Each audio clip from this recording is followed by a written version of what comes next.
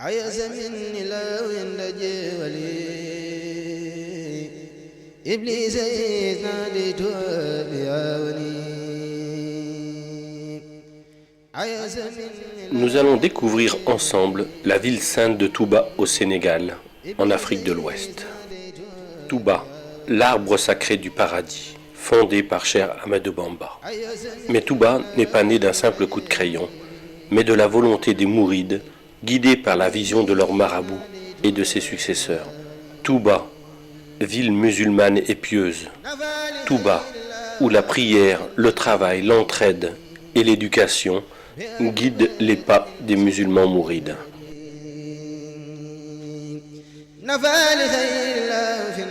Cheikh Ahmad ibn Muhammad ibn Habiballah, plus connu sous le nom de Cheikh Ahmadou Bamba, aussi surnommé Khadim Rasoul, le serviteur du prophète Mohammed.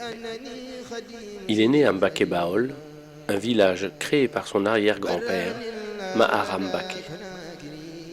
Son père, Mammor Antassali, était un grand érudit, un maître coranique et jurisconsulte réputé. Lui enseigna le Coran qu'il maîtrisa très jeune. Sa mère, Sorna Mam Diarra Bousso, reconnue comme une sainte, était surnommée Diaratullah, la proche de Dieu. Elle accomplissait avec dévouement et constance ses devoirs religieux et familiaux. En 1883, à Mbeke Kayor, le père de Cheikh Ahmadou Bamba quitta ce monde. Alors, toute forme de requête affluèrent de la part des rois pour faire du Cheikh un conseiller et magistrat. Cheikh Ahmadou Bamba refusa et déclara « Le service que je rends aux prophètes m'interdit d'être au service des rois pour leur largesse. » Il disait aussi « J'ai remis mes brides éternellement entre les mains de Ahmad pour adorer Dieu. » Et il fonda le mouridisme, ou la voie de l'imitation du prophète. En 1888, il fonde le village de Touba, dans un lieu austère et retiré. De plus en plus de monde vint vers lui, mais les colonisateurs de l'époque ne voyaient pas les attroupements d'un bon œil. Ils arrêtèrent Cheikh Ahmadou Bamba le 10 août 1895 à Diawol, et à Saint-Louis, les colons décidèrent de son départ en exil. Le 21 septembre 1895, sur le bateau ville de Port-Nambouk, Cheikh Ahmadou Bamba quitte le Sénégal et les siens. Il arriva à Libreville, où il passa 3 mois. Puis il est envoyé dans des contrées austères, où règnent les moustiques et les maladies, au sud du Gabon, à Mayomba, où il déclara ceci. « Ô océan de Mayomba, témoigne que je suis l'esclave de celui qui pardonne les péchés, et que je demeure le serviteur de l'élu. » Il y passa 5 ans avec des militaires et des prêtres. Ce sera plus à l'intérieur du pays, à Lambaréné, où il passera encore 2 longues années avant de revenir au Sénégal. De retour au Sénégal, le cheikh poursuivit l'éducation de ses disciples à Darou-Marnane. Mais le nombre de ses adeptes ne cessait de croître. La Mouridia prit une ampleur spectaculaire et demeura une source d'inquiétude pour les colonisateurs qui se sentaient menacés. C'est alors que le colonisateur décida de l'exiler 5 ans en Mauritanie, où se trouvait un grand érudit, Cheikh Sidia Baba. Et le cheikh déclara ceci. « Je ne fonde pas mes espoirs sur le soutien d'un ami, ni ne crains l'agression d'un ennemi. Je suis entièrement confié à Dieu. »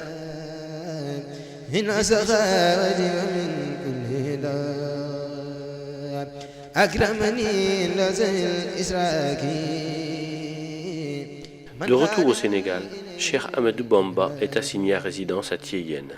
Puis il fut envoyé à Diourbel, où il vécut en résidence surveillée jusqu'à la fin de sa vie. En janvier 1919, lorsque les colons voulurent lui remettre la croix de la Légion d'honneur, il la refusa et déclara « Je suis le captif de Dieu et ne reconnais d'autre autorité que la sienne.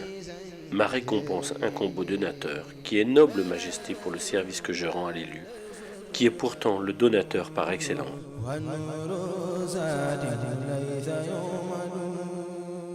En novembre 1925, Cheikh Ahmadou Bamba demande aux autorités coloniales une autorisation de construire une mosquée à Touba. Le 19 juillet 1927, Cheikh Ahmadou Bamba est rappelé à Dieu. Le conseil de famille désigna Cheikh Mouhamadou Moustapha, fils aîné du Cheikh, pour la succession de son père. Le nouveau khalife fut chargé de la gestion des chantiers de la Mouridia, dont le plus important était sans conteste celui de l'édification de la mosquée de Touba. Pour mener à bien cette lourde tâche, son père avait loué les services d'un administrateur, en l'occurrence M. Tahiri, commandant du cercle de Thiès. M. Tahiri dilapida les fonds qui lui avaient été confiés.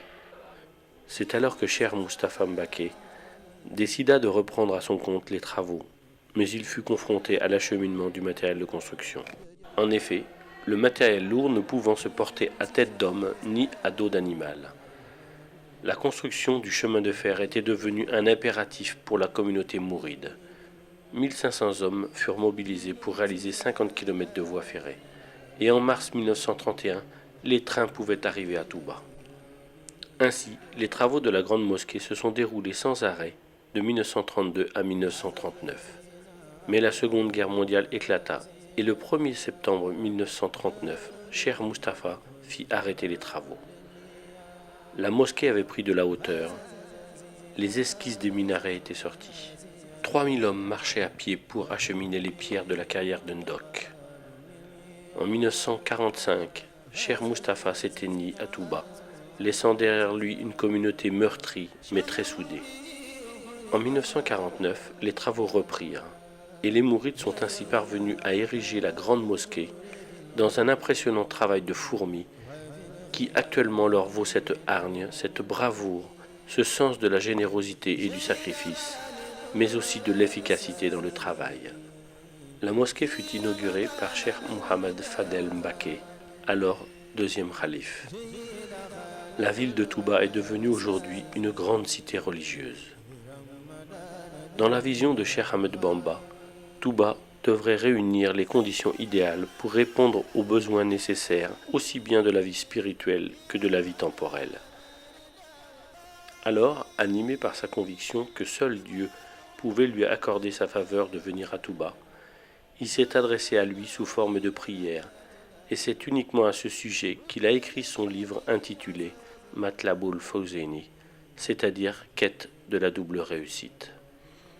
Il adressa à Dieu ses prières qui se réalisèrent, où il disait « Absous les volontaires qui ont bâti l'édifice si élevé de ma demeure, la cité bénite de Touba, de leurs péchés du passé et de l'avenir. Fais que cette cité soit un lieu d'adoration de Dieu le miséricordieux et de rejet de Satan le banni. Faites de ma demeure, la cité bénite de Touba, un lieu où on plonge dans la voie de l'obéissance et de la tradition de l'envoyé. » Prière et bénédiction sur lui. Convaincu que la connaissance de la science islamique est la voie royale qui permet d'accéder à la meilleure place dans la vie spirituelle, il s'adressa à Dieu et dit « Fais que cette cité soit un réceptacle d'enseignement, un lieu de méditation et d'entendement, fais qu'elle soit un lieu d'éducation et un magistère d'enseignement. » Dans le domaine du temporel, Cheikh Ahmadou Bamba avait bien compris que la réussite économique est un facteur déterminant dans l'accomplissement des obligations religieuses dans toute société, car elle assure sécurité et stabilité. Il disait « Fais que cette terre soit une terre de richesse, de sécurité, de miséricorde et d'abondance tout le temps.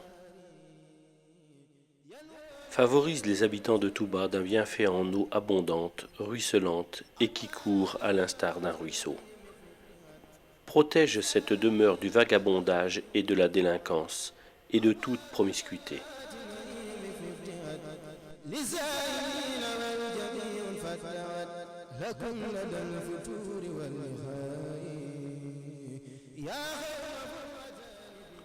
À Touba, l'alcool et toutes sortes de drogues, ainsi que l'indécence sont interdits. Cheikh Ahmadou Bamba disait « Protège quiconque aura consacré un effort dans cette cité, y aura effectué une visite et pardonne-lui ses péchés. » Ainsi, chaque année, Touba enregistre plus de 3 millions de pèlerins, surtout pour le Grand Magal de Touba, qui commémore le jour du départ en exil au Gabon de Cheikh Ahmadou Bamba. Le Grand Magal est une action de grâce. Cheikh Ahmadou Bamba disait Quiconque te rend visite pour solliciter tes biens, comble-le de faveur et de bonté si tu es riche. Mais ne thésaurise jamais ta fortune par crainte de pauvreté. C'est Allah le Très-Haut qui t'a offert cette richesse. Si tu la dépenses délibérément pour son amour, il te restituera tout ce que tu auras dépensé. Pour la lecture du Saint-Coran, Cheikh Ahmadou Bamba disait « Quiconque veut parvenir à proximité d'Allah doit lire le Coran sans jamais l'abandonner. Celui qui veut, dis-je, obtenir l'agrément d'Allah doit lire et méditer le Coran. » Masalik. Et pour l'éducation coranique, de nombreuses écoles, aussi bien à Touba que dans le monde entier, ont été bâties et prochainement, une université verra le jour.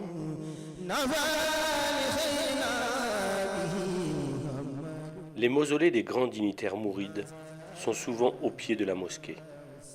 Ainsi, après une prière pour honorer le fondateur, les mourides prient en hommage aux successeurs de Cheikh Ahmadou Bamba et de la famille.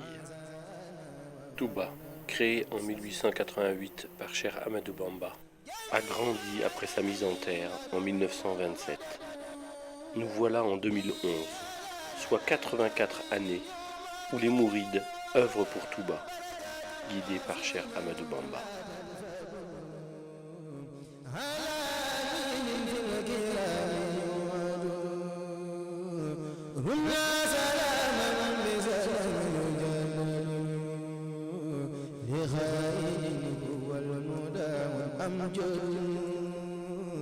يا الله